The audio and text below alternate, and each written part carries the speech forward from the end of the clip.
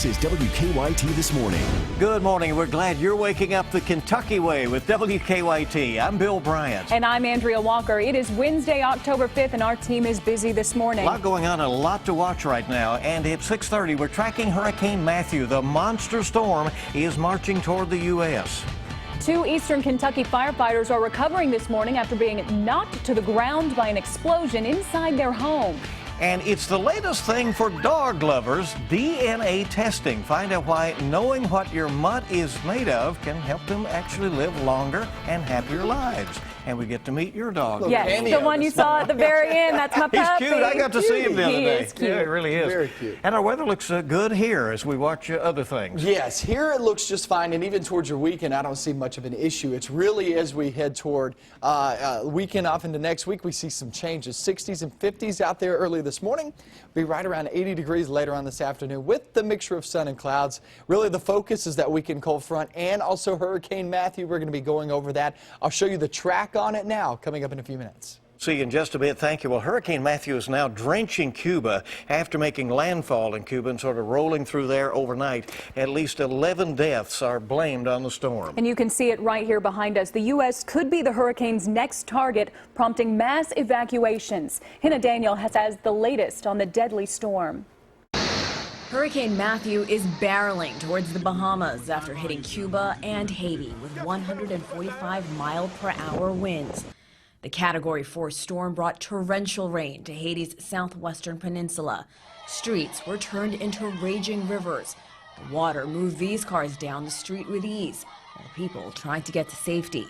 And it will continue to follow the shape of the coastline as we head into Friday, right on up to the Georgia, South Carolina coast. And then on Saturday into Sunday, it starts to move more north and east. Matthew is predicted to make landfall in Florida on Thursday.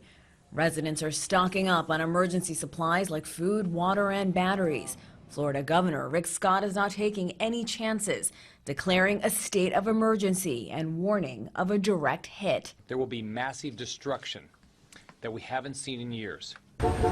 Further up the coast in South Carolina, long lines can be found at gas stations ahead of Matthew's arrival, after the governor there ordered an estimated 1.1 million people to move inland. Our goal is to make sure that you basically get 100 miles away from the coast. The storm is expected to maintain 130-mile-per-hour winds as it heads towards the eastern seaboard. Hannah Daniels, CBS News. The White House says relief supplies are being moved to emergency staging areas, but people living in the storm's path are being told to have enough food and water to last 3 days. Well, the East Coast is already getting some help from Kentuckians even before the storm hits. Kentucky Utilities and LG&E are sending more than 140 people to Florida. The crews will be able to help local utility companies restore power and trim back trees after Hurricane Matthew blows through. The team from KU left for Florida last night. They'll be arriving in the Sunshine State later on today. New this morning, 2 firefighters in eastern Kentucky are hurt after their home exploded. The firefighters are a mother-daughter team in Leslie County. WKYT's Lauren Miner is at our live desk with their story. Good morning, Lauren. Good morning, Andrea. Leona Kilburn and Tonda Bradley were just trying to light a fireplace when things quickly took a turn for the worst. The fireplace ended up exploding, throwing Kilburn out of the back of the house and leaving Bradley with second-degree burns. Kilburn refused to be treated, but Bradley was flown to the hospital. The mother and daughter duo have been serving with the Wootton Fire Department for more than 25 years. Anybody that's ever been a firefighter, regardless of what happens to you, it's in your blood, and you want to continue it whether you're able to or not. Officials think the explosion was caused by a gas buildup inside the fireplace. The home was destroyed in the explosion, but thankfully the fire chief says both mother and daughter are expected to be okay. Back to you. Lauren, thank you very much. And switching gears now, we all love our dogs, but sometimes with mixed breeds, it can be hard to tell exactly what kind of canine they are. But now you can find out through dog DNA testing. Now I know, sounds a little crazy, but as I found out, it could actually help them live longer, happier, and healthier lives. Take a look. Man's best friend comes in all shapes and sizes. With most being mixed breeds, it's hard to tell exactly what your mutt is made of. But now you can find out through dog DNA testing. Generally, by the eye, you're about 20 to 25% accurate. When you're looking at a DNA test, you're greater than 90% accuracy. Matt Lyons is a district manager for Royal Canin, the test used at Shaybell Veterinary Hospital in Lexington, which uses blood samples to test your dog's DNA. Along with satisfying your curiosity, the test is useful in other ways. Breeds differ. One breed is predisposed to this issue or that issue. And so this is the benefit of doing this test, that you're able to customize your nutrition and your medicine and your veterinary care to your dog. There are cheaper versions of the test, but blood testing done by a vet provides more detailed results. For a very minimal increase in money, you're looking at a catalog of approximately 10,000 registered breeds with the AKC. You're testing for approximately 100 different diseases at a genetic level. That's some amazing information. All right, so I had an ulterior motive to do this story. I have an adopted dog at home named Max, and the one question we always get when people see him is, what is he? So today, we're finally going to find out. My best guess would be Boxer, some kind of spaniel. It's going to be pages and pages. And usually, I'm always amazed, usually it's 5 or 6 breeds in there. It's not just 2. What do you think he is? With my mom and brother there for moral support, Max made it through the procedure. The test itself was over in a matter of moments. Good boy. There you go, Maxie. The tough part is waiting for the results, which usually take about 3 to 4 weeks. And I'm excited to see what's in there. I don't know what's going to be in there. Dr. Jude says they rarely perform the DNA testing, but she's hoping that will change soon. I'd love to do more, and just because it does help us practice better medicine. An ounce of prevention is worth a pound of cure, and so it's amazing that we can do this for animals and know what's going on. Because for most people, a dog is much more than a pet. When your pet is a member of the family, this is a way for you to give it the best care for your pet, not your neighbor's pet, not the one down the street, but customized veterinary care, nutrition for this pet. I'm such a proud mama right now. Well, as I mentioned in the story, it takes 3 to 4 weeks to get your results, so we are actually still waiting to see exactly what breeds are blended together in my Max. But I do have a picture of him right now on my WKYT Facebook page, Andrea Walker, WKYT, so go take a look at him and give me your best guess of what you think he is. And as soon as we get the results, I'll share those with you, of course. All right, yeah, hopefully so. Max is one sweet dog. I know, he got to meet it. He's the sweetest thing. Brought him out here, you know, and it was really a lot of fun. Did your mom get up early enough to watch that this morning? We'll find out here shortly. I think she is. Hey, Mama. Okay. All right, in other news, a Republican candidate for State House criticized for some controversial Facebook posts says he is not dropping out of the race. A warning, you may find some of these images offensive. It's been a story here the last few days in Kentucky. Dan Johnson is running for the House District 49. It covers part of Bullitt County. Last week, Johnson posted pictures on his Facebook page depicting President Obama and First Lady Michelle Obama as monkeys. Many people called the post racist, and the Kentucky Republican Party called on him to withdraw from the race. But Johnson says his problem with the president is personal, not racial. And he says his posts were no different than newspaper editorial cartoons that portrayed caricatures of past presidents. Federal officials have approved Governor Matt Bevin's plan to dismantle the state health exchange. Our Michelle Chamberlain at the alert desk now to explain why thousands of people are left with some uncertainty right now. Yeah, the dismantling of Connect leaves hundreds of thousands of Kentuckians with many questions this morning. The approval came in a letter from the Department of Health and Human Services, but that letter expressed caution, saying the feds are concerned about the 500,000 Kentuckians who are on Connect. The exchange was created in 2013 and has been a way for Kentucky residents to shop for health insurance or enroll in Medicaid under the Federal Affordable Care Act. Governor Bevin pledged to dismantle the program created under former Governor Steve Beshear. Now, Bevin now wants uninsured Kentuckians to use a federal program. After November 1st, people in Kentucky will use the Federal Health Exchange to find their coverage. Bill? Thank you very much, Michelle. Kathy Ploman will be sworn in today as a new Lexington council member. Ploman will serve out Russ Hensley's term. Hensley dropped out of the race and resigned his seat last week. Ploman was running against Hensley for the 12th district seat. Ploman is the former head of the United Way of the Bluegrass and a former employee here at WKYT. 2 names will be added to Kentucky's Fallen Firefighter Memorial in Frankfort today. Fallen fighters Zachary Clevenger and Billy Ray Jarvis will be added to the memorial. Clevenger worked for both Estill and Montgomery County Fire. Jarvis was a member of the Allen County Volunteer Fire Department. Their names will be added during the annual Fallen Firefighters Memorial Service, which honors all Kentucky firefighters who have given their lives in the line of duty. The service starts at 11 o'clock this morning. Well, from farm to tap, West 6 Brewing has a new project in the works. The Lexington Brewery plans to open West 6 Farm on Shadrick Ferry Road in Franklin County. The farm will be used to grow local ingredients for beer. The farm will also be used to educate visitors on how beer ingredients are grown, processed, and used in brewing. West 6 hopes to have the farm open this spring. And as I said earlier, that's a good field trip for adults right there. Right. Yeah, they can learn something, right? Yeah. That's right. There you go. 6:41 our time on WKYT this morning. Let's check to see how traffic is moving this morning. Here's Officer Don with a check on live drive traffic. Good morning, Don.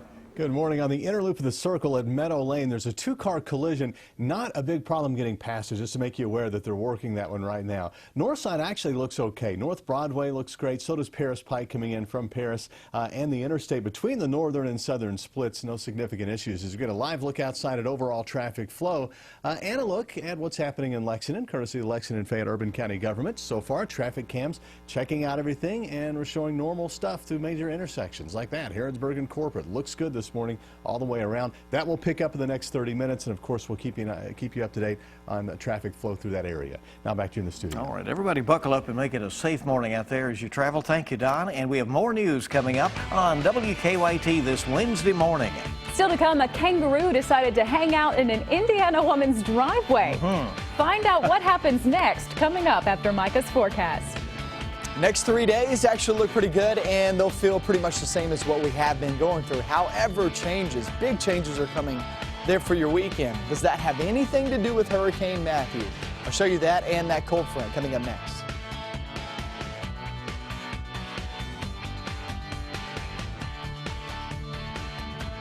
Get Now, your hour-by-hour forecast with meteorologist Micah Harris. Holding on to the 50s and 60s early this morning. It's a little bit of a chilly start down south. As you walk outdoors, don't expect any rain out there, and really no fog issues either. So all in all, it's a pretty nice start to the day. We're at 61 right now in Rowan County, Montgomery, and Bath County. Next 3 days, let's talk about today, right around 80 degrees, mixture of sun and clouds, easy forecast. Same old story for tomorrow. We'll have a mixture of sun and clouds, highs near 80. On Friday, pretty much the same, maybe dropping the temperatures just a bit in the 70s, but a pretty nice day overall. That's the start of Keeneland, which actually looks pretty good there on Friday. But then we hit the weekend. We do have a front over us this weekend. However, Hurricane Matthew at that time, on the weekend, Saturday and Sunday, a front's over us. Hurricane Matthew right over the Carolinas, at least close to it off the East Coast. And so what that means is you have a front overhead here in Lexington or here in Kentucky. Then you have a huge storm off toward the East Coast. Now, they're pretty close if you really look at them on a map. They're pretty close, relatively speaking.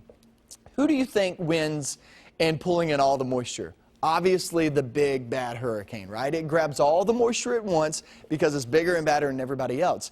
That means our front is a mainly dry front there for the weekend. It's going to steal all that moisture that our front would typically have to work with. So only small chances of rain there on Saturday. That is exactly how Matthew is going to affect us as of right now. We'll see if that changes course, but as of right now, that's how it's going to affect us. It takes all the moisture along with it, meaning mainly dry there for the weekend. Can't rule out a small chance on Saturday, but both days, much cooler conditions. We're talking 60s for highs. Watch this. Keeneland, 77 there on Friday. Remember, these numbers you see here, your high temperatures come between 4 and 5 p.m. That means at noontime, if you're heading out there, 1 p.m., say Saturday, that's going to be 57, 58 degrees at noon or 1 p.m. How about Sunday, you're heading out there at right around noon, maybe 1 p.m.? You're talking about temperatures during that time, 51, 52 degrees. It's going to be really chilly there for the weekend early on. Hopefully we'll get some sunshine. We'll need it. because those temperatures will be very chilly, but at least we're staying mostly dry. That is key. Follow me on Twitter, Micah Harris WX. I always get the coolest pictures. You guys send me the best pictures. At K Howard WX sent me this one. This is one of our weather watchers out at Pilot Knob there in Powell County. How great is that shot? Just a beautiful shot from a Twitter pic of the day. 7-day forecast next few days. Like I said, can't rule out a couple of sprinkles. Just can't rule that out. For the most part, we're good though. It's going to be Saturday and Sunday. We start to see those big changes. And off toward next week, we jump it back toward average. But yeah, Saturday and Sunday, guys, it's going to be a major change in just the way it feels outside, not so much the way it looks. Still a small chance. And honestly, I'm leaning more toward just taking that rain chance out there for Saturday. But we're going to give it another few model runs and see how that turns out. But drying some things out as Matthew climbs up the East Coast. Yeah. It's probably better for you to say safe than sorry, because people are like, Micah said there wasn't going to be any rain. You got it right. Yeah, exactly. Know exactly what I got. Yeah, and all these folks with these plans, you know, for the fall break, maybe sticking around is going to be one of those options. The better option, yeah. No, we'll see. All right, thank you. 6:49 right now. And here is something you do not see every day: a kangaroo hopping around in your driveway. Oh, come on. It happens all the time. All the time. Well, what a woman in Indiana found when she went outside to find why her dog was barking over and over. The woman called police, and they were excited as anybody to see the kangaroo. The deputy sheriff says he held out his hand, and the kangaroo hugged his arm and chewed on his gloves. The animal made it back safely home, which, by the way, is a home down the street. In Indiana, it is legal to own an exotic animal like a kangaroo. Well, that's surprising. Right. They need to keep a better eye on him, apparently. Right. Don't let your kangaroo get on the loose. There you go. Right. Oh, a word to the wise. He's very cute. He is. Wednesday morning on WKYT with all the latest. Our top stories coming right up. We'll be right back. Coming up, Hurricane Matthew marches north. We're in the Bahamas and in Florida, where residents are prepping for the worst. Plus, memorable moments from the vice presidential debate and reaction from undecided voters. More real news coming up on CBS This Morning, next. Welcome back into WKYT. The time now is 6:53.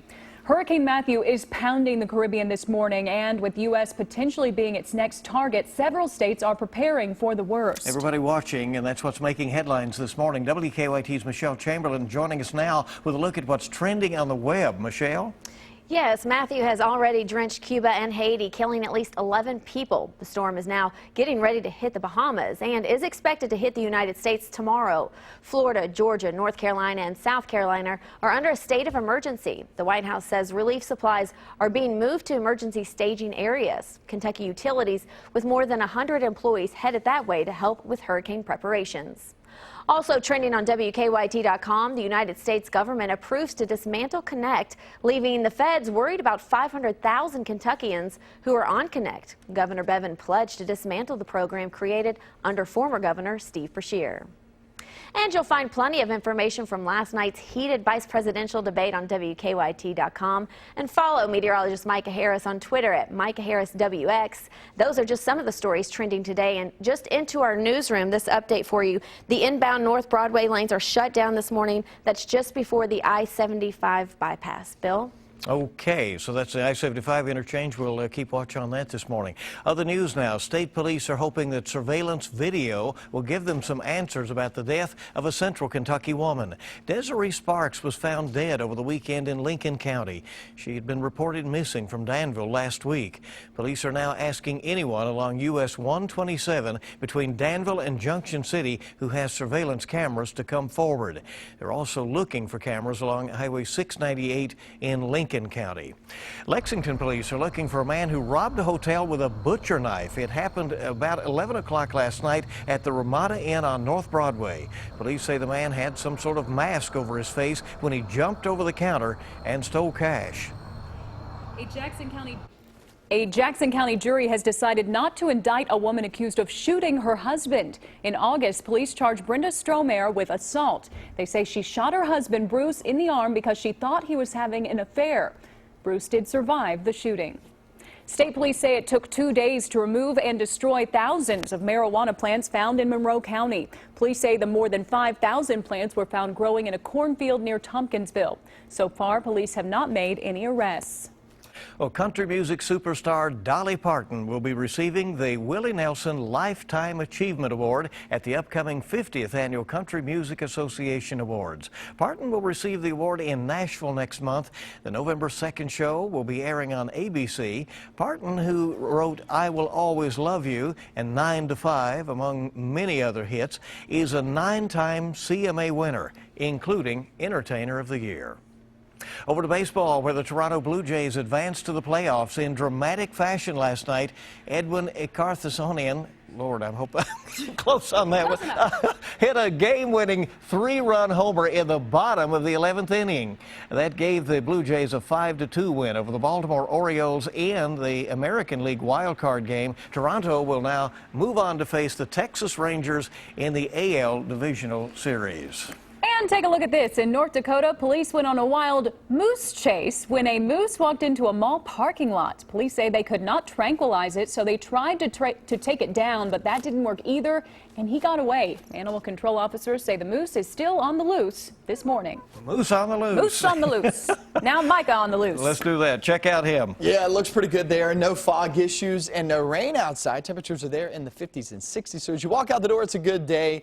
As you finish the day, right around 80 degrees, guys. We stay dry again today with a mixture of sun and clouds. All looks well. You know that player's name? Encarnacion. There you go. Thank you. Nobody is more up to date than you to start your day. We got that in now. Have a good one.